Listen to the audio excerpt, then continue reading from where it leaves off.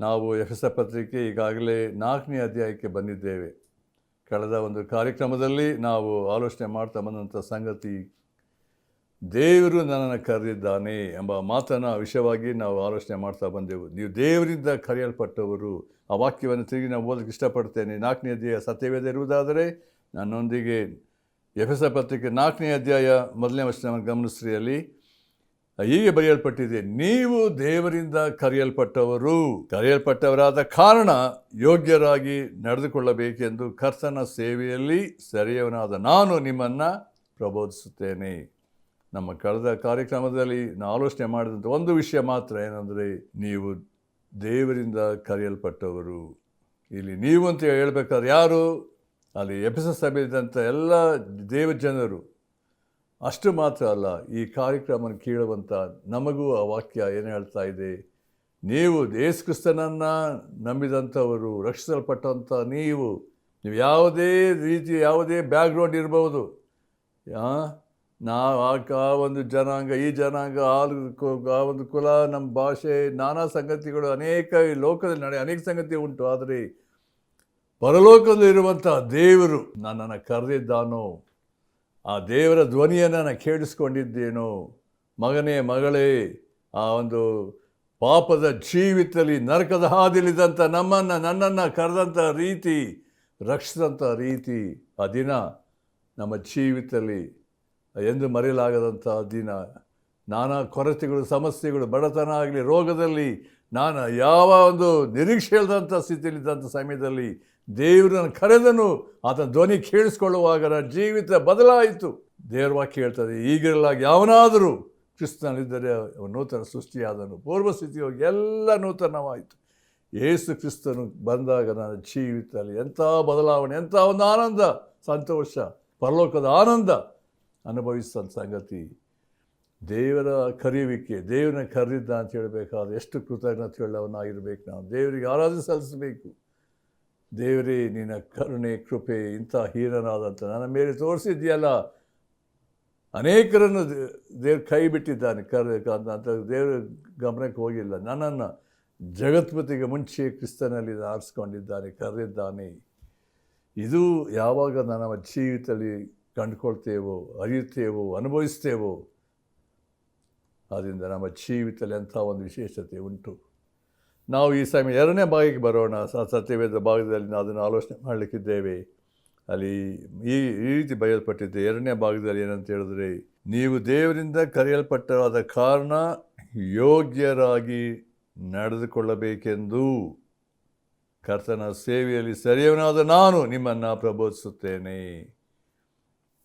ಇರುವಂಥ ಒಂದು ಸತ್ಯ ಏನಂತ ಹೇಳಿದ್ರೆ, ಈಗ ನಾವು ಆಲೋಚನೆ ಮಾಡಬೇಕಾಗಿರುವ ಸಂಗತಿ ಏನಂದರೆ, ಯೋಗ್ಯರಾಗಿ ನಡೆದುಕೊಳ್ಳ್ರಿ. ಅಂದರೆ ಭಾಳ ವಿಶೇಷವಾದಂಥ ಮಾತು ಇಲ್ಲಿ.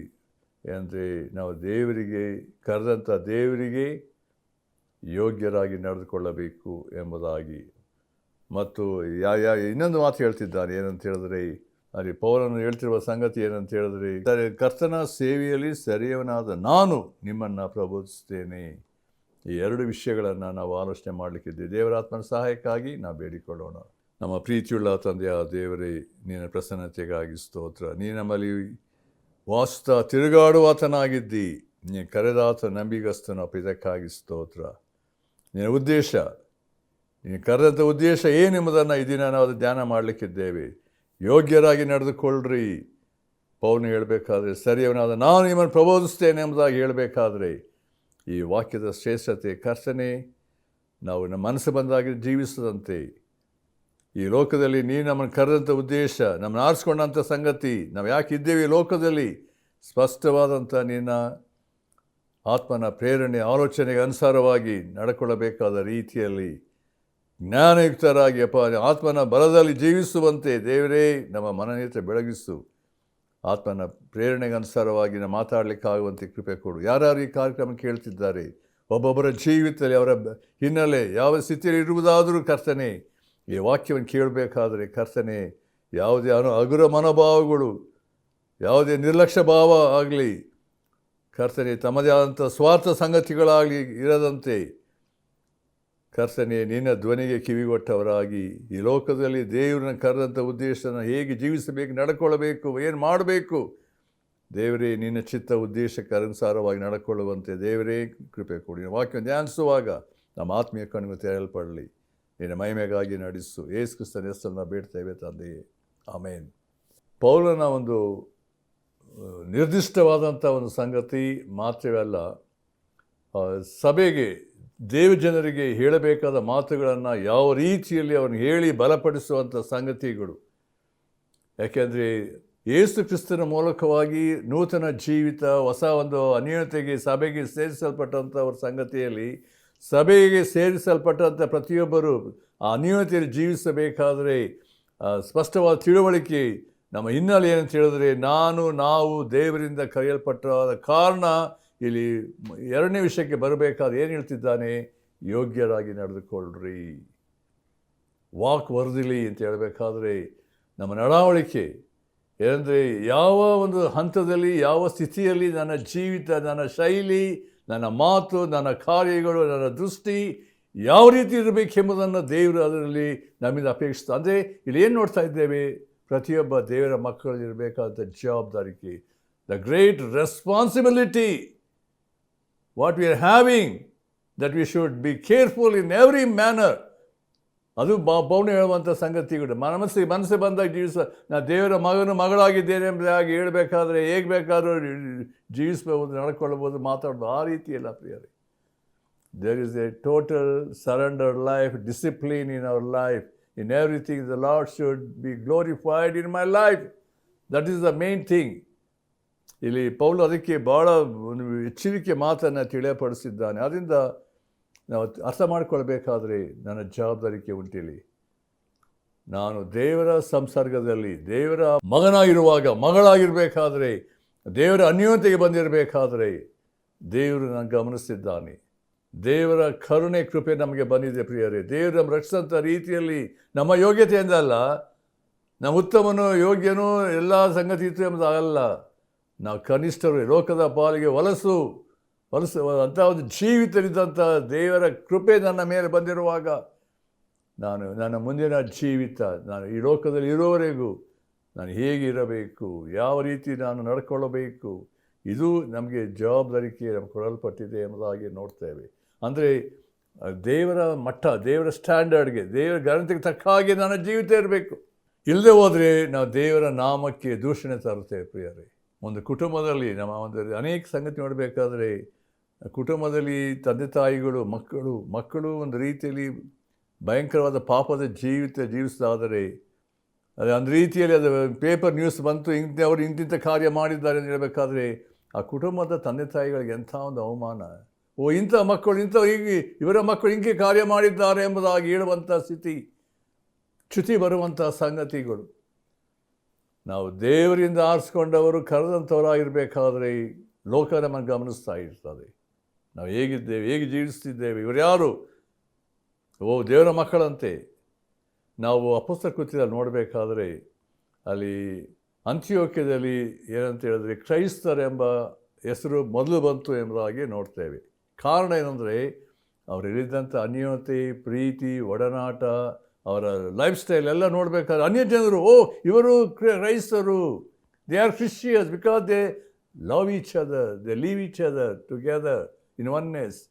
ಅವರ ಒಂದು ಶೈಲಿ, ಅವರ ಕಾರ್ಯಗಳು ಇದೆಲ್ಲ ನೋಡಬೇಕಾದ್ರೆ ಅವರ ಮೇಲೆ ಪ್ರಭಾವ ಬೀರಿದ್ದರಿಂದ ದೀಸ್ ಆರ್ ದ ಕ್ರಿಶ್ಚಿಯನ್ಸ್ ಎಂಬುದಾಗಿ, ಅಂದರೆ ಒಂದು ಲೇಬಲ್ ಅಂತ ಹೇಳಬೇಕಾದ್ರೆ ನಮ್ಮ ನಡವಳಿಕೆಯಲ್ಲಿ, ಕಾರ್ಯದಲ್ಲಿ, ಪ್ರೀತಿಯಲ್ಲಿ, ಒಂದೇ ಮನಸ್ಸಿನಲ್ಲಿ ಇರುವಂಥ ಒಂದು ಸ್ಥಿತಿಯಲ್ಲಿ ನೋಡುವಾಗ, ಅನುಸರಣೆ ನೋಡಬೇಕಾದ್ರೆ ಲೋಕದಲ್ಲಿ ದೊಡ್ಡ ಸಂಗತಿ ಅಂದರೆ these are the peculiar people, ಇವರೆಲ್ಲರಿಂದ ಪ್ರತ್ಯೇಕವಾದಂಥವ್ರು ಎಂಬುದಾಗಿ ನೋಡ್ತೇವೆ. ನಾವು ದೇವರ ವಾಕ್ಯದಲ್ಲಿ ನಾವು ಅದನ್ನು ಆಲೋಚನೆ ಮಾಡಬೇಕಾದ್ರೆ ಕೆಲವು ಭಾಗದಲ್ಲಿ ನಾವು ಅದನ್ನು ನೋಡ್ತೇವೆ. ಕೊಲೊಸ್ಸೆ ಪತ್ರಿಕೆ 2ನೇ ಅಧ್ಯಾಯ 6ನೇ ವಚನದಲ್ಲಿ ಒಂದು ಮಾತು ಬರೆಯಲ್ಪಟ್ಟಿದೆ. ಅದು ಹೀಗೆ ಬರೆಯಲ್ಪಟ್ಟಿದೆ: ಆದ್ದರಿಂದ ನೀವು ಕರ್ತನಾದ ಯೇಸು ಎಂಬ ಕ್ರಿಸ್ತನನ್ನು ಅಂಗೀಕರಿಸಿದಂತೆಯೇ ಆತನಲ್ಲಿದ್ದವರಾಗಿ ನಡೆದುಕೊಳ್ಳಿರಿ. ಅಂದರೆ ಪೌಲನು ತರುವಂಥ ಆಲೋಚನೆ ಯಾರ್ಯಾರು ಯೇಸು ಕ್ರಿಸ್ತ ನಂಬಿದ್ದಾರೋ, ಅಂಗೀಕರಿಸಿದ್ದಾರೋ ಅವರು ಏನಂತ ಹೇಳಿದ್ರೆ ಕ್ರಿಸ್ತನಲ್ಲಿದ್ದವರಾಗಿ ನಡೆದುಕೊಳ್ಳ್ರಿ. ಅಂದರೆ ನಾವು ಕರ್ತನಲ್ಲಿ ಅಷ್ಟಮಟ್ಟಿಗೆ ನಾವು ಐಕ್ಯವುಳ್ಳವರಾಗಿ ಕರ್ತನ ಬಲದಲ್ಲಿ ಜೀವಿಸಬೇಕೆಂಬುದಾಗಿ ನಮ್ಮ ಇಷ್ಟ ಬಂದ ಪ್ರಕಾರ ಜೀವಿಸುವಂತ ಅಲ್ಲ, ಕರ್ತನಲ್ಲಿದ್ದವರಾಗಿ ನಡೆದುಕೊಳ್ಳ್ರಿ. ಅದು ಗಮನ ತರ್ತಾ ಆತನಲ್ಲಿದ್ದವರಾಗಿ ಅಂದರೆ ಆತನಿಗೆ ಯೇಸು ಕ್ರಿಸ್ತನಲ್ಲಿ ಐಕ್ಯವುಳ್ಳವರಾಗಿ ನೆಲೆಗೊಂಡವರಾಗಿ ನಡೆದುಕೊಳ್ಬೇಕು ಎಂಬುದಾಗಿ. ನಾವು ಎಫೆಸ ಪತ್ರಿಕೆ ನಾವು ಇನ್ನೊಂದು 2ನೇ ವಿಷಯ ನೋಡಬೇಕಾದ್ರೆ 4ನೇ ಅಧ್ಯಾಯ 17ನೇ ವರ್ಷದಲ್ಲಿ ಗಮನಿಸಿದಲ್ಲಿ ಏನು ಹೇಳ್ತಿದ್ದಾನೆ ಪೌಲನು?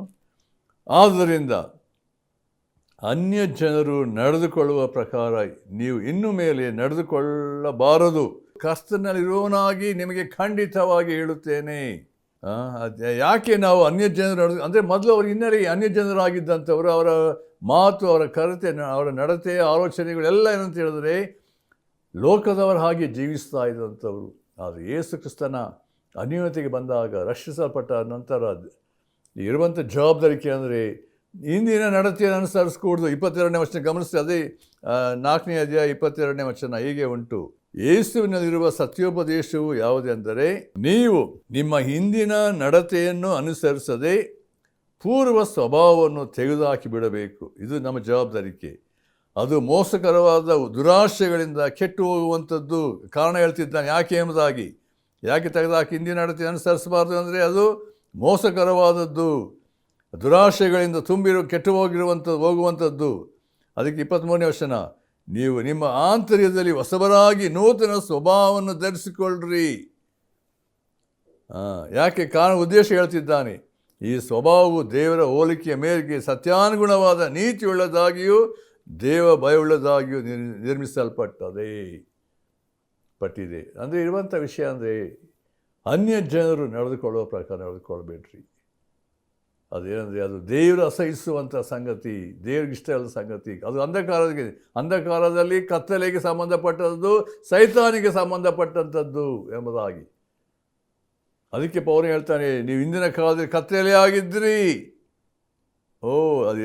ಅದನ್ನೇ ಗಮನಕ್ಕೆ ತರ್ತಾ ಇದ್ದಾನೆ ಇಲ್ಲಿ ದೇವರ ಒಂದು ಕಾರ್ಯ, ದೇವರ ಆಲೋಚನೆಗಳನ್ನು ನಾವು ಆಲೋಚನೆ ಮಾಡಬೇಕಾದ್ರೆ ನಾವು ಅನ್ಯ ಜನರು ನಡೆದುಕೊಳ್ಳುವ ಪ್ರಕಾರ ನಾವು ನಡೆದುಕೊಳ್ಳಬಾರದು. ನಮ್ಮಲ್ಲಿ ಪ್ರತ್ಯೇಕತೆ ಇರಬೇಕು ಎಂಬುದಾಗಿ ನಾವು ನೋಡ್ತೇವೆ. ಅಲ್ಲಿ 5ನೇ ಅಧ್ಯಾಯ ನೋಡಿ, ಇನ್ನೊಂದು ಸಂಗತಿ, ಅನೇಕ ಸಂಗತಿ ಉಂಟು. ನೀವು ಎಫೆಸ ಪತ್ರಿಕೆ ಓದುವಾಗ ಅನೇಕ ವಿಷಯಗಳನ್ನು ಅಲ್ಲಿ ನೋಡುವುದಕ್ಕೆ ಸಾಧ್ಯತೆ ಉಂಟು. 5:2ನೇ ವಚನ ಗಮನಿಸಿದಲ್ಲಿ, ಅದೇ ಎಫೆಸ ಪತ್ರಿಕೆ 5:2ರಲ್ಲಿ ಇನ್ನೊಂದು ಸತ್ಯ ಹೇಳ್ತಾ ಇದೆ: ಕ್ರಿಸ್ತನು ನಿಮ್ಮನ್ನು ಪ್ರೀತಿಸಿ ನಮ್ಮೆಲ್ಲರಿಗೋಸ್ಕರ ತನ್ನನ್ನೇ ದೇವರಿಗೆ ಸುಗಂಧ ವಾಸನೆಯಾದ ಕಾಣಿಕೆಯಾಗಿಯೂ ಯಜ್ಞವಾಗಿಯೂ ಸಮರ್ಪಿಸಿಕೊಂಡ ಪ್ರಕಾರ ನೀವು ಪ್ರೀತಿಯಲ್ಲಿ ನಡೆದುಕೊಳ್ಳ್ರಿ. ವಾಕ್ ಇನ್ ಲವ್ ಎಂಬುದಾಗಿ ಹೇಳ್ತಿದ್ದಾನೆ. ಮೊದಲನೇದಾಗಿ ಏನಂದರೆ ಅನ್ಯ ಜನರು ನಡೆದುಕೊಳ್ಳೋ ಪ್ರಕಾರ ನಡೆದುಕೊಳ್ಬೇಡ್ರಿ. ಕಾರಣ ಹೇಳ್ತಿದ್ದಾನೆ, ನಾವು ಯೇಸು ಕ್ರಿಸ್ತನಲ್ಲಿ ನೂತನ ಸ್ವಭಾವ ಹೊಂದಿದ್ದೀವಿ. ಇಲ್ಲಿ ಏನು ಹೇಳ್ತಾ ಇದೆ? 2ನೇದಾಗಿ ಹೇಳ್ತಿರುವಂಥದ್ದು, ನೀವು ಪ್ರೀತಿಯಲ್ಲಿ ನಡೆದುಕೊಳ್ಳಬೇಕು.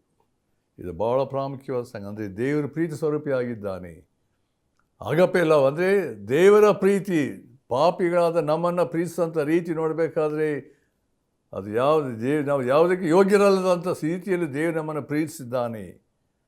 ಅದಕ್ಕೋಸ್ಕರ ಆತನು ಹೇಳಬೇಕಾದ್ರೆ ಇಲ್ಲಿ ಭಾಳ ಪ್ರಾಮುಖ್ಯವಾದ ಸತ್ಯ ಏನಂತ ಹೇಳಿದ್ರೆ, ನಾವು ಪ್ರೀತಿಯಲ್ಲಿ ಅಂದರೆ ದೇವರ ಪ್ರೀತಿ ನಮ್ಮ ಹೃದಯಗಳಲ್ಲಿ ಧಾರಾಳವಾಗಿ ತನ್ನ ಆತ್ಮ ನಮ್ಮನ್ನು ಸುರಿಸಿದ್ದಾನೆ. ರೋಮಪುರ ಪತ್ರಿಕೆ 5 ನಾವು 2-3ರಲ್ಲಿ ನೋಡ್ತಾ ಬರಬೇಕಾದ್ರೆ ಅದು ದೇವರ ಪ್ರೀತಿ ನಮ್ಮ ಹೃದಯಗಳಲ್ಲಿ ಬಂದಿದೆ. ಮೊದಲು ಹಗೆತನ, ಹೊಟ್ಟೆ ಕಿಚ್ಚು, ಜಗಳ, ಮತ್ಸರ ಇತ್ತು.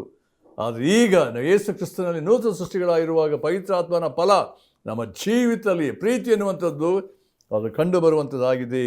ಆ ಪ್ರೀತಿಯಲ್ಲಿ ನಡೆದುಕೊಳ್ಳ್ರಿ. ಅದೇ ದೇವರು ಪ್ರೀತಿಸಂಥ ರೀತಿಯಲ್ಲಿ ನಾನು ಇತರರನ್ನು ಪ್ರೀತಿಸಬೇಕು ಎಂಬಂಥ ರೀತಿಯಲ್ಲಿ ಅಲ್ಲಿ ದೇವರ ಪ್ರೀತಿ ನನ್ನಲ್ಲಿ ಇರುವಾಗ ಏನಂತ ಹೇಳಿದ್ರೆ ಎಲ್ಲ ವಿಷಯದಲ್ಲಿ ಪಾಪಿಗಳಾದ ನಮ್ಮನ್ನು ಪ್ರೀತಿಸಂಥ ರೀತಿಯಲ್ಲಿ ನಾವು ದೇವರು ನಮ್ಮ ಕಡೆ ತೋರಿಸಂಥ ಪ್ರೀತಿಯಲ್ಲಿ ಇತರರನ್ನು ಪ್ರೀತಿಸಿ ರಕ್ಷಿಸುವಂಥ ರೀತಿಯಲ್ಲಿ ನಾವು ಜೀವಿಸಬೇಕು ಎಂಬುದಾಗಿ. 3ನೇದಾಗಿ ನೋಡುವಾಗ ಅದೇ ಎಫೆಸ ಪತ್ರಿಕೆ 5ನೇ ಅಧ್ಯಾಯ 8ನೇ ವಚನ ನೋಡ್ರಿ. ಇಲ್ಲಿ 8-9 ಹೀಗೆ ಉಂಟು: ನೀವು ಹಿಂದಿನ ಕಾಲದಲ್ಲಿ ಕತ್ತಲೆ ಆಗಿದ್ದೀರಿ. ಅವರ ಹಿನ್ನೆಲೆ ಯಾವ ರೀತಿ ಎಂಬುದಾಗಿ ಹೇಳ್ತಿದ್ದಾನೆ. ಆಮೇಲೆ ಆದರೆ ಈಗ ನೀವು ಕ್ರಿಸ್ತನಲ್ಲಿದ್ದು ಬೆಳಕಾಗಿದ್ದೀರಿ. ಅದಕ್ಕೆ 9ನೇ ವಚನ ಮೊದಲನೇ ಭಾಗ ನೋಡ್ರಿ: ಬೆಳಕಿನವರಂತೆ ನಡೆದುಕೊಳ್ಳ್ರಿ. ಇಲ್ಲಿ ಪೌಲ ಹೇಳ್ತೇವೆ, ನಾವು ಏನು ಆಲೋಚನೆ ಮಾಡ್ತಾ ಇದ್ದೇವೆ? ದೇವರಿಗೆ ಯೋಗ್ಯರಾಗಿ ನಡೆದುಕೊಳ್ಳ್ರಿ. ನಾವು ದೇವರಿಗೆ ತಕ್ಕಾಗಿ ಯೋಗ್ಯರಾಗಿ ವರ್ದಿಲಿ ಅಂತ ಹೇಳಬೇಕಾದ್ರೆ ಹೇಗೆ ಅಂತ ಹೇಳಬೇಕಾದ್ರೆ ನಾವು ಪ್ರೀತಿ ನಡೆದುಕೊಳ್ಳಬೇಕು. ಅಷ್ಟೇ ಅಲ್ಲ, ನಾವು ಬೆಳಕಿನವರಂತೆ ನಡೆದುಕೊಳ್ಳಬೇಕು. Walk in light. ದೇವರು ಬೆಳಕಾಗಿದ್ದಾನೆ. 1 ಯೋಹಾನ ಪತ್ರಿಕೆ 1ನೇ ಅಧ್ಯಾಯದಲ್ಲಿ ನಾವು ಆಲೋಚನೆ ಮಾಡಬೇಕಾದ್ರೆ 3ರಿಂದ 4ನೇ ವರ್ಷದಿಂದ ಆಲೋಚನೆ ಮಾಡಬೇಕಾದ್ರೆ ದೇವರು ಆತ ಬೆಳಕಾಗಿದ್ದಾನೆ, ಆತನ ಕತ್ತಲೆ ಇಲ್ಲ. ನಾವು ಬೆಳಕಿನಲ್ಲಿ ದೇವಿಕೊಂಡು ಕತ್ತಲೆಯಲ್ಲಿ ನಡೆದರೆ ನಾವು ಸುಳ್ಳುಗಾರರಾಗಿದ್ದೇವೆ. ಆದ್ದರಿಂದ ದೇವರ ಬೆಳಕಿನಲ್ಲಿ ಜೀವಿಸಬೇಕಾದಂಥ ಸಂಗತಿ ನಾವು ಮತ್ತಾಯನ ಸುವಾರ್ತೆ 5ನೇ ಅಧ್ಯಾಯ ನಾವು 12ರಿಂದ ಓದ್ತಾ ಬರಬೇಕಾದ್ರೆ ಅಲ್ಲಿ ಯೇಸು ಕ್ರಿಸ್ತ ಹೇಳಂಥ ಮಾತು, ಈ ಲೋಕಕ್ಕೆ ಬೆಳಕಾಗಿದ್ದೀರಿ. You are the light of the world. ನಾವು ಯೋಹಾನ ಸುವಾರ್ತೆ 8:2 ನೋಡಬೇಕಾದ್ರೆ ನಾನು ಲೋಕಕ್ಕೆ ಬೆಳಕಾಗಿದ್ದೇನೆ ಎಂಬುದಾಗಿ ಯೇಸು ಕ್ರಿಸ್ತ ತಿಳಿಸಿದ್ದಾನೆ. ಅಂದರೆ ಯೇಸು ಕ್ರಿಸ್ತ ಲೋಕಕ್ಕೆ ಬೆಳಕಾಗಿ ಬಂದಿರುವಾಗ ಆ ಬೆಳಕನ್ನು ಹೊಂದಿದಂಥ ನಾವು ಈ ಲೋಕದಲ್ಲಿ ಅಂಧಕಾರದಿಂದ ನಮಗೆ ಬೆಳಕು ದೇವರು ಕೊಟ್ಟಿದ್ದಾನೆ. ಆದ್ದರಿಂದ ನಾವು ಬೆಳಕಿನ ಮಾರ್ಗದಲ್ಲೇ ಜೀವಿಸಬೇಕು. ಕತ್ತಲೆ ಯಾವುದೇ ರೀತಿಯಲ್ಲಿ ನಮ್ಮಲ್ಲಿ ಕಂಡು ಬರಬಾರ್ದು. ಕತ್ತಲೆಗೆ ಅನುಗುಣವಾದ ಕಾರ್ಯಗಳನ್ನು ಅನುಸರಿಸಬಾರ್ದು. ಅದೇ ನಾವು 5ನೇ ಅಧ್ಯಾಯ 9ನೇ ವರ್ಷದಲ್ಲಿ ನೋಡ್ತೇವೆ. ಏನಂತ ಹೇಳಿದ್ರೆ, ಬೆಳಕಿನ ಫಲವು ಉಪಕಾರದಲ್ಲಿಯೂ ನೀತಿಯಲ್ಲಿಯೂ ಸತ್ಯದಲ್ಲಿಯೂ ಕಾಣಿಸಿಕೊಳ್ಳುತ್ತದೆ. ಆ ಪೂರ್ತಿ ಅದು ಓದ್ತಾ ಬರಬೇಕಾದ್ರೆ ಸತ್ಯವೇ ದೇವರ ವಾಕ್ಯದಲ್ಲಿ ಏನಂತ ಹೇಳಿದ್ರೆ, ಕರ್ತನಿಗೆ ಮೆಚ್ಚುಗೆಯಾದದ್ದು ಏನೆಂಬುದನ್ನು ಪರಿಶೋಧಿಸಿ ತಿಳ್ಕೊಳ್ಳ್ರಿ. ಕತ್ತಲೆಗೆ ಸಂಬಂಧವಾದ ಕೃತ್ಯಗಳಿಂದ ಯಾವ ಪ್ರಯೋಜನವೂ ಬರಲಾರದು. ಅವುಗಳ ಪಾಲುಗಾರರಾಗದೆ ಅವುಗಳನ್ನು ಬಯಲಿಗೆ ತಂದು ಖಂಡಿಸಿರಿ ಎಂಬುದಾಗಿ ನೋಡ್ತೇವೆ. ಪ್ರಿಯರೇ, ನಮ್ಮ ಜವಾಬ್ದಾರಿಗೆ ಎಷ್ಟು ಉಂಟು ಅಂದರೆ, ದೇವರು ನನ್ನನ್ನು ಕತ್ತಲೆಯಿಂದ ಬೆಳಕಿಗೆ ತಂದಿದ್ದಾನೆ. ಅದಕ್ಕೋಸ್ಕರ ಕೊಲೊಸ್ಸೆ ಪತ್ರಿಕೆಯಲ್ಲಿ ನೋಡ್ತೇವೆ, ದೇವರು ನಮ್ಮನ್ನು ಏನಂತೆ 1ನೇ ಅಧ್ಯಾಯ 13ನೇ ವರ್ಷದಲ್ಲಿ ಹೀಗೆ ಉಂಟು, ದೇವರು ನಮ್ಮನ್ನು ಅಂಧಕಾರದ ದೊರೆತನದಿಂದ ಬಿಡಿಸಿ ತನ್ನ ಪ್ರಿಯ ಕುಮಾರನ ರಾಜ್ಯದೊಳಗೆ ಸೇರಿಸಿದನು ಎಂಬುದಾಗಿ ನೋಡ್ತೇವೆ. Yes, translated us, transformed us from darkness to light.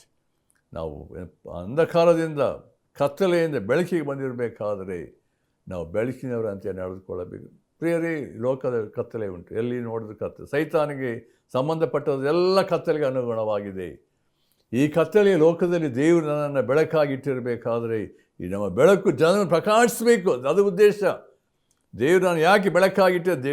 ದೇವರ ಬೆಳಕು ನನ್ನಲ್ಲಿ ಇರುವಾಗ ನಾವು ಪ್ರಕಾಶಪಡಿಸುವಂಥವರು, ಪ್ರತಿಬಿಂಬಿಸುವಂಥವರು ಆಗಿರಬೇಕು. ಈ ಜವಾಬ್ದಾರಿಕೆ ಲೋಕದ ಆಶಯಗಳಿಗೆ ಅನುಸಾರವಾಗಿ ಜೀವಿಸದೆ ನಮ್ಮಲ್ಲಿ ಪ್ರತ್ಯೇಕತೆ ಇರಬೇಕು ಎನ್ನುವಂಥದ್ದೇ ಇಲ್ಲಿ ದೇವರ ವಾಕ್ಯದಲ್ಲಿರುವಂಥ ಬೋಧನೆ ಎಂಬುದಾಗಿ ನಾವು ನೋಡ್ತೇವೆ.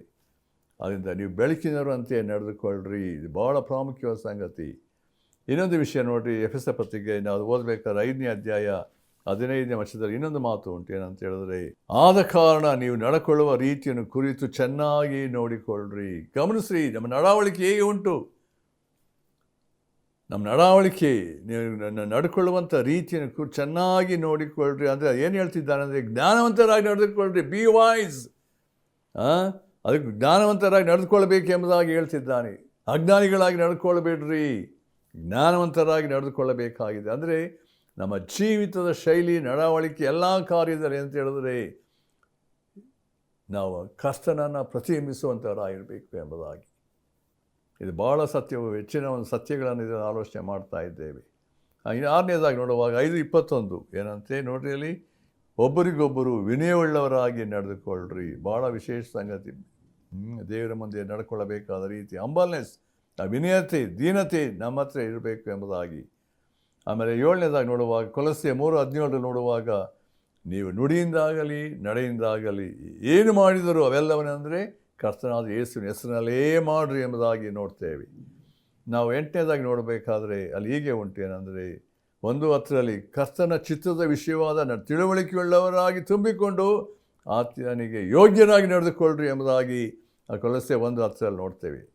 ಅಂದರೆ ಕರ್ತನ ಚಿತ್ತ ಉದ್ದೇಶ ಏನು ಉಂಟು, ಅದು ಭಾಳ ಪ್ರಾಮುಖ್ಯವಾದಂಥ ವಿಷಯ.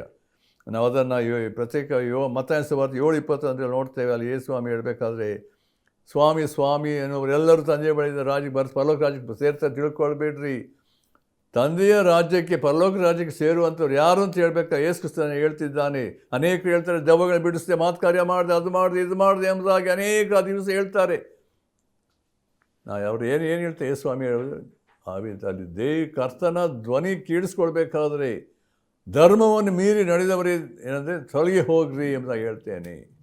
ಅಲ್ಲಿ ಮಾತು ಏನಂತ ಹೇಳಿದ್ರೆ, ಪರಲೋಕದಲ್ಲಿರುವ ನನ್ನ ತಂದೆಯ ಚಿತ್ತದಂತೆ ನಡೆಯೋರೇ ಪರಲೋಕ ರಾಜ್ಯಕ್ಕೆ ಸೇರುವರು. ಪರಲೋಕದ ತಂದೆಯ ಚಿತ್ತಕ್ಕೆ ಅನುಸಾರವಾಗಿ ನಡೆಯುವಂಥ ಸಂಗತಿ ಇದು ಭಾಳ ಪ್ರಾಮುಖ್ಯವಾದ ಸಂಗತಿ ಪ್ರಿಯರೇ. 9ನೇದಾಗಿ ಯಾಕೋಬ 1:22 ವಾಕ್ಯದ ಪ್ರಕಾರ ನಡೆಯುವರಾಗಿರ್ರಿ, doers of the word of God ಎಂಬುದಾಗಿ. ಯಾಕೆ ಅಂತ ಹೇಳಿದ್ರೆ, ದೇವರ ವಾಕ್ಯವನ್ನು ಕೇಳುವಾಗ ಅದರ ವಾಕ್ಯದ ಪ್ರಕಾರ ನಡೆಯದೇ ಹೋದರೆ ಅದು ನಮ್ಮ ಜೀವಿತದಲ್ಲಿ ಮಾತನ್ನು ಗಮನಿಸ್ತೇನೆ. ಯಾಕೋಬ ಪತ್ರಿಕೆ ನೋಡುವಾಗ ನನಗೆ ಭಾಳ ಅಲ್ಲಿ ಯಾಕೋಬನ ಎಂಥ ಒಂದು ವಿಶೇಷ ಸಂಗತಿಯನ್ನು ತಿಳಿಯಪಡಿಸಿದ್ದಾನೆ ಅಂತ ಹೇಳಿದ್ರೆ ಅದು ಭಾಳ ಪ್ರಾಮುಖ್ಯವಾದ ಸತ್ಯವೇದಲ್ಲಿರುವುದು. ದಯಮಾಡಿ ಅದು ನೋಡಿರಿ, ಅದನ್ನು ಓದಬೇಕೆಂಬುದಾಗಿ ಕೇಳಿಕೊಳ್ತೇನೆ. 22ನೇ ವಚನ 1ನೇ ಅಧ್ಯಾಯ, ವಾಕ್ಯದ ಪ್ರಕಾರ ನಡೆಯುವವರಾಗಿರ್ರಿ, ಅದನ್ನು ಕೇಳುವವರು ಮಾತ್ರವೇ ಆಗಿದ್ದು ನೀವೇ ಮೋಸಗೊಳಿಸಬೇಡ್ರಿ. ಯಾವನಾದರೂ ವಾಕ್ಯವನ್ನು ಕೇಳುವನಾದರೂ ಅದರ ಪ್ರಕಾರ ನಡೆಯದಿದ್ದರೆ ಅವನು ಕನ್ನಡಿಯಲ್ಲಿ ತನ್ನ ಹುಟ್ಟು ಮುಖವನ್ನು ನೋಡಿದ ಮನುಷ್ಯನಂತಿರುವನು. ಇವನು ತನ್ನ ನೋಡಿಕೊಂಡು ಹೋಗಿ ತಾನು ಹೇಗಿದ್ದೇನೆಂಬುದನ್ನು ಆ ಕ್ಷಣವೇ ಮರೆತು ಬಿಡುವನು. 25ನೇ ವಚನ ಭಾಳ ಪ್ರಾಮುಖ್ಯವಾದ್ದು ಏನೆಂದರೆ, ಆದರೆ ಬಿಡುಗನೆಯುಂಟು ಮಾಡುವ ಸರ್ವೋತ್ತಮ ಧರ್ಮ ಪ್ರಮಾಣವು ಲಕ್ಷ್ಯ ಕೊಟ್ಟು ನೋಡಿ ಇನ್ನೂ ನೋಡುತ್ತಲೇ ಇರುವವನು ವಾಕ್ಯವನ್ನು ಕೇಳಿ ಮರೆತು ಹೋಗುವನಾಗಿರದೆ ಅದರ ಪ್ರಕಾರ ನಡೆಯುವನಾಗಿದ್ದು ತನ್ನ ನಡತೆಯಿಂದ ಧನ್ಯನಾಗುವನು. ಗಮನಿಸಿ, ತನ್ನ ನಡತೆಯಿಂದ ಧನ್ಯನಾಗುವನು. ಯಾರು ದೇವರ ವಾಕ್ಯವನ್ನು ಲಕ್ಷ್ಯ ಕೊಟ್ಟು ಕೇಳಿ ಅದರಂತೆ ನಡೆಯುತ್ತಾನೋ, ತನ್ನ ಜೀವಿತ ಸರಿಪಡಿಸಿಕೊಳ್ಳುತ್ತಾನೋ, ಅವನು ಧನ್ಯನು ಎಂಬುದಾಗಿ. ಅದು ಅನೇಕ ಸಂಗತಿಗಳು ಉಂಟು, ನನಗೆ ಸಮಯ ಇಲ್ಲ ಅನೇಕ ಸಂಗತಿ ಹೇಳುವುದಕ್ಕೆ. ಆದರೆ ಅಲ್ಲಿ 9ನೇ ಅಧ್ಯಾಯ 9ನೇ ವರ್ಷ 9ನೇ ಸಂಗತಿ ಬರುವಾಗ ಯೇಸುಸ್ವಾಮಿ ಹೇಳಿದ್ದು 7:24 ಮತ್ತಾಯನ ಸುವಾರ್ತೆಯಲ್ಲಿ, ಈ ನನ್ನ ಮಾತುಗಳನ್ನು ಕೇಳಿ ಅವುಗಳಂತೆ ನಡೆಯುವವನು ಏನಂದರೆ ಬಂಡೆಯ ಮೇಲೆ ಮನೆ ಕಟ್ಟಿದ ಬುದ್ಧಿಯುಳ್ಳ ಮನುಷ್ಯನಿಗೆ ಹೋಲ್ತಾನೆ. ಅದು ಯೇಸು ಏನು ಹೇಳ್ತಿದ್ದಾರೆ ಪರ್ವತ ಪ್ರಸಂಗದ ಹೇಳಬೇಕಾದ್ರೆ ಆ ಸಂಕ್ಷಿಪ್ತವಾಗಿ ಹೇಳ್ತೇನೆ. ಈ ನನ್ನ ಮಾತುಗಳನ್ನು ಕೇಳಿ ಅದನ್ನು ನಡೆಯುವಂಥವನು, ಅದು ಭಾಳ ಪ್ರಾಮುಖ್ಯವಾದ ಸಂಗತಿ. ದೇವರ ವಾಕ್ಯಕ್ಕೆ ವಿಧೇಯರಾಗಿ ನಡ್ಕೊಳ್ಳುವಂಥ ವ್ಯಕ್ತಿಗೆ ಏನಂತ ಹೇಳಿದ್ರೆ ಬಂಡೆಯ ಮೇಲೆ ಕಟ್ಟಿದಂಥ ಮನುಷ್ಯನಾಗಿ ಇರ್ತಾನೆ ಎಂಬುದಾಗಿ. ಆದ್ದರಿಂದ ಪ್ರಿಯರೇ, ಯೇಸು ಕ್ರಿಸ್ತನು ಹೇಳುವಂಥ ಮಾತು ಯೋಹಾನ ಸುವಾರ್ತೆ 14:15 ನೀವು ನನ್ನನ್ನು ಪ್ರೀತಿಸುವುದಾದರೆ ನನ್ನ ಆಜ್ಞೆಗಳನ್ನು ಕೈಕೊಂಡು ನಡೆಯುವಿರಿ. 15:10 ಸಹ ನೋಡ್ತೇವೆ, ನಾನು ನನ್ನ ತಂದೆಯ ಆಜ್ಞೆಗಳನ್ನು ಕೈಕೊಂಡು ನಡೆದು ಆತನ ಪ್ರೀತಿಯ ನೆಲೆಗೊಂಡಿರೋ ಪ್ರಕಾರವೇ ಮೇರೆಗೆ ನೀವು ನನ್ನ ಆಜ್ಞೆಗಳನ್ನು ಕೈಕೊಂಡು ನಡೆದರೆ ನನ್ನ ಪ್ರೀತಿಯಲ್ಲಿ ನೆಲೆಗೊಂಡಿರುವಿರಿ. ನಾನು ಯೇಸು ಕ್ರಿಸ್ತನನ್ನು ಪ್ರೀತಿಸ್ತೇನೆ, ಹಿಂಬಾಲಿಸ್ತೇನೆ ಅಂತ ಹೇಳಬೇಕಾದ್ರೆ ಆತನು ಹೇಳಿದಂಥ ಮಾತಿಗೆ ಅನುಸಾರವಾಗಿ ವಿಧೇಯತೆ ತೋರಿಸುವುದಾದರೆ ಮಾತ್ರ, ಆಜ್ಞೆಗಳಿಗೆ ವಿಧೇಯರಾಗುವುದಾದರೆ ನಾವು ಕರ್ತನನ್ನು ಪ್ರೀತಿಸ್ತೇವೆ ಎಂಬುದನ್ನು ಅದು ರುಜುವಾತುಪಡಿಸುವಂಥದ್ದಾಗಿದೆ. ಅದರಿಂದ ಪೌಲನು ಏನು ಹೇಳ್ತಿದ್ದಾನೆ ಇಲ್ಲಿ, ಕರೆದಂಥ ದೇವರು ಕರೆದಿದ್ದಾನೆ ನನ್ನನ್ನು ಅಂತ ಹೇಳಬೇಕಾದ್ರೆ ಯೋಗ್ಯರಾಗಿ ನಡೆದುಕೊಳ್ಳ್ರಿ. ಯೋಗ್ಯರಾಗಿ ನಡೆದುಕೊಳ್ಳಬೇಕಾದ್ರೆ ಈ ಎಲ್ಲ ಸತ್ಯಗಳನ್ನು ಆತನ ವಾಕ್ಯಕ್ಕೆ ವಿಧೇಯರಾಗಿ ನಡೆದುಕೊಳ್ಳುವಾಗ ನಮ್ಮ ಜೀವಿತ ಎಂಥ ಒಂದು ವಿಶೇಷತೆ ಉಂಟು. ಅದಕ್ಕೆ ಪೌಲನು ಏನು ಹೇಳ್ತಿದ್ದಾನೆ, ಕರ್ತನ ಸೇವೆ ಸರಿಯವನಾದ ನಾನು ಕೊನೆಯದಾಗಿ ಏನು ಹೇಳ್ತಿದ್ದಾನೆ, ಸರಿಯವನಾದ ನಿಮಗೆ ಪ್ರಬೋಧಿಸ್ತೇನೆ, ಎಚ್ಚರಿಸ್ತೇನೆ. ನಿಮಗೆ ಎಚ್ಚರಿಕೆ ಮಾತ್ರವಲ್ಲ, ನೀವು ಕರ್ತನಿಗಾಗಿ ಜೀವಿಸಬೇಕೆಂಬುದಾಗಿ ಆತನ ಪ್ರೋತ್ಸಾಹಿಸುವಂಥ ಒಂದು ಮಾತುಗಳು ಎಂಬುದಾಗಿ ನಾವು ನೋಡ್ತೇವೆ. ಆದ್ದರಿಂದ ಪ್ರಿಯರೇ, ಪೌಲ ಇದ್ದಂಥ ಒಂದು ಅನುಕಂಪ, ಒಂದು ವಿಶೇಷವಾದಂಥ ಏನಂದರೆ ಆ ಸಭೆಗೋಸ್ಕರ, ದೇವಜನರಿಗೋಸ್ಕರ ಎಂಥ ಒಂದು ಕಾಳಜಿ ಅಂದರೆ ಅವರು ಕರ್ತನಿಗೆ ತಕ್ಕ ಹಾಗೆ ಜೀವಿಸಬೇಕು, ನಡ್ಕೊಳ್ಳಬೇಕು. ಅದು ಆತನಿದ್ದ ದೊಡ್ಡ ಧ್ಯೇಯ ಗುರಿ. ಅವನ ಎಷ್ಟು ಮಟ್ಟಿಗೆ ಅವರನ್ನು ಆತ್ಮಿಕ ಜೀವಿತದಲ್ಲಿ ಬಲಪಡಿಸಿ ಪ್ರೋತ್ಸಾಹಿಸಿ ಕರ್ತನಿಗೋಸ್ಕರ ಅವರು ಕೊನೆಯವರೆಗೂ ನಂಬಿಗಸ್ತರಾಗಿರಬೇಕೆನ್ನುವಂಥದ್ದು ಅವನ ಉದ್ದೇಶವಾಗಿತ್ತು ಎಂಬುದಾಗಿ ನೋಡ್ತೇವೆ. ಅನೇಕ ಸತ್ಯಗಳು ಉಂಟು, ಅದನ್ನು ಸಮಯ ಇಲ್ಲದೆ ಹೋದ್ರಿಂದ ಇಲ್ಲಿ ನಿಲ್ಲಿಸ್ತಾ ಇದ್ದೇನೆ. ಆದ್ದರಿಂದ ಪ್ರಿಯರೇ, ಇಲ್ಲಿ ಪೌಲನು ಹೇಳಬೇಕಾದ್ರೆ ಕರ್ತನಿಗೆ ಯೋಗ್ಯರಾಗಿ ನಡೆದುಕೊಳ್ಳ್ರಿ. ನಮ್ಮ ಜೀವಿತ ಯಾವ ರೀತಿ ಉಂಟು ಈ ಸಮಯದಲ್ಲಿ ನಾವು ಪ್ರಶ್ನಿಸ್ಕೊಳ್ಳೋಣ. ಕರ್ತನಿಗೆ ಯೋಗ್ಯರಾಗಿ ನಡೆದುಕೊಳ್ತಾ ಇದ್ದೇವೋ? ನನ್ನ ಮನಸ್ಸಿಗೆ ಬಂದ ಹಾಗೆ ಲೋಕಕ್ಕನುಸಾರವಾಗಿ ಜೀವಿಸ್ತಾ ಇದ್ದೇನೋ? ಮೊದಲನೇ ಸತ್ಯ, ದೇವರನ್ನು ಆರಿಸಿಕೊಂಡಿದ್ದಾನೆ, ಕರೆದಿದ್ದಾನೆ ಅಂತ ಹೇಳಬೇಕಾದ್ರೆ ಆ ಘನತೆಗೆ ತಕ್ಕ ಹಾಗೆ ನನ್ನ ಜೀವಿತ, ನನ್ನ ಮಾತು, ನನ್ನ ಶೈಲಿ, ಎಲ್ಲ ಕಾರ್ಯಗಳು ಕರ್ತನೇ ನಿನಗೆ ಸಮರ್ಪಿಸಿಕೊಂಡಂಥ ರೀತಿಯಲ್ಲಿ ನಿನ್ನನ್ನೇ ಮೆಚ್ಚಿಸ್ತೇನೆ, ನಿನಗಾಗಿ ಜೀವಿಸ್ತೇನೆ ಎಂಬ ಆ ರೀತಿಯಲ್ಲಿ ಎಲ್ಲದರಲ್ಲಿಯೂ ನಮ್ಮ ಜೀವಿತದಲ್ಲಿ, ನಮ್ಮ ಕುಟುಂಬದಲ್ಲಿ ಮತ್ತು ಗಂಡ ಹೆಂಡತಿಯರಾಗಿರ್ಬೋದು, ಸಭೆಯಲ್ಲಿ, ಎಲ್ಲ ವಿಷಯಗಳಲ್ಲಿ ನಾವು ಈ ಭೂಲೋಕದಲ್ಲಿ ಕರ್ತನ ಪ್ರಭಾವವನ್ನು ನಾವು ಪ್ರಕಾಶಪಡಿಸುವಂಥವರಾಗಿರಬೇಕು. ಅದು ದೇವರ ಉದ್ದೇಶ. ನಮ್ಮ ಇಷ್ಟ ಅಲ್ಲ, ಕರ್ತನ ಚಿತ್ತ ಉದ್ದೇಶಕ್ಕನುಸಾರವಾಗಿ ಆತನ ಮಹಿಮೆಪಡಿಸುವಂಥವರಾಗಿ ಆತನ ಘನತೆಗೆ ತಕ್ಕಾಗಿ ನಡೆಯುವಂತೆ ದೇವರೇ ನನ್ನ ಬಲಪಡಿಸು, ಉಪಯೋಗಿಸಿ ಎಂಬುದಾಗಿ ನಾವು ಪ್ರಾರ್ಥಿಸಬೇಕಾಗಿದೆ. ಕರ್ತನ ಮಾತನ್ನು ಆಶೀರ್ವದಿಸಿ ನಡೆಸಲಿ. ಪ್ರಾರ್ಥನೆ ಮಾಡೋಣ. ನಮ್ಮ ಪ್ರೀತಿಯುಳ್ಳ ತಂದೆಯಾದ ದೇವರೇ, ಕರೆದಂಥ ದೇವರಿಗೆ ನಾವು ಎಷ್ಟು ಯೋಗ್ಯರಾಗಿ ನಡ್ಕೊಳ್ಳಬೇಕೆಂಬುದನ್ನು ನೀನು ವಾಕ್ಯದ ತಿಳಿಸ್ತಾ ಬಂದಿರುವಾಗ ನಾವು ಅನೇಕ ವಿಷಯಗಳು ತಪ್ಪಿದ್ದೇವೆ. ನಮಗೆ ಕ್ಷಮಿಸಪ್ಪ. ನಿನ್ನನ್ನು ಮಹಿಮೆಪಡಿಸಬೇಕಾದ ರೀತಿ ಮಹಿಮೆಪಡಿಸಲಿಲ್ಲ, ನಮಗೆ ಕ್ಷಮಿಸು. ನೀನು ಯೋಗ್ಯರಾಗಿ ನಂಬಿಗಸ್ತರಾಗಿ ಕರ್ತನೆ ನಿನ್ನನ್ನೇ ನಾವು ನೋಡುತ್ತಾ ನಿನ್ನ ಬಲದಲ್ಲಿ ಜೀವಿಸುವಂತೆ, ಆತ್ಮನಿಗನುಸಾರವಾಗಿ ಜೀವಿಸುವಂತೆ ಕರುಣೆ ತೋರಿಸು. ವಾಕ್ಯವನ್ನು ಕೇಳಿದ ಒಬ್ಬೊಬ್ಬರ ಹೃದಯಗಳಲ್ಲಿ ಕಾರ್ಯ ಸಾಧಿಸಿ ಮಹಿಮೆಗಾಗಿ ನಡೆಸು. ಯೇಸು ಕ್ರಿಸ್ತನ ಹೆಸರನ್ನು ಬೇಡ್ತೇವೆ ತಂದೆಯೇ, ಆಮೆನ್. ಪ್ರಾರ್ಥಿಸು ಕ್ರೈಸ್ತನೇ, ಕೋರಿದೆ ಕುಂದದೆ ನಿನ್ನೆಲ್ಲ ಕಷ್ಟವ ಪರಿಹರಿಸುವನು. ಪ್ರಾರ್ಥಿಸು ಕ್ರೈಸ್ತನೇ, ಕೋರಿದೆ ಕುಂದದೆ ನಿನ್ನೆಲ್ಲ ಕಷ್ಟವ ಪರಿಹರಿಸುವನು.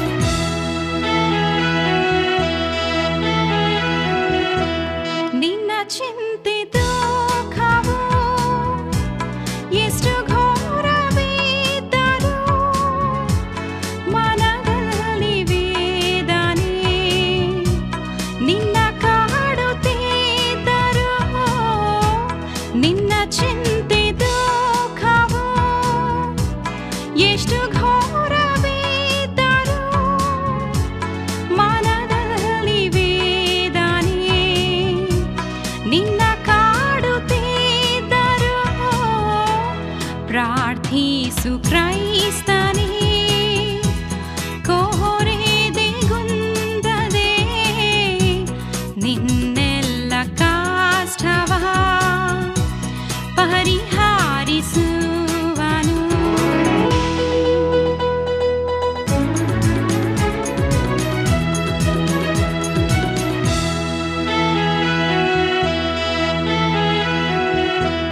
ಯಥಾರ್ಥ ಪ್ರಾರ್ಥನೆಯ ದೇವರು ಮೆಚ್ಚುವ, ಉತ್ತರ ಕೊಡುವ ತನ್ನ ಘನಕ್ಕಾಗಿಯೇ.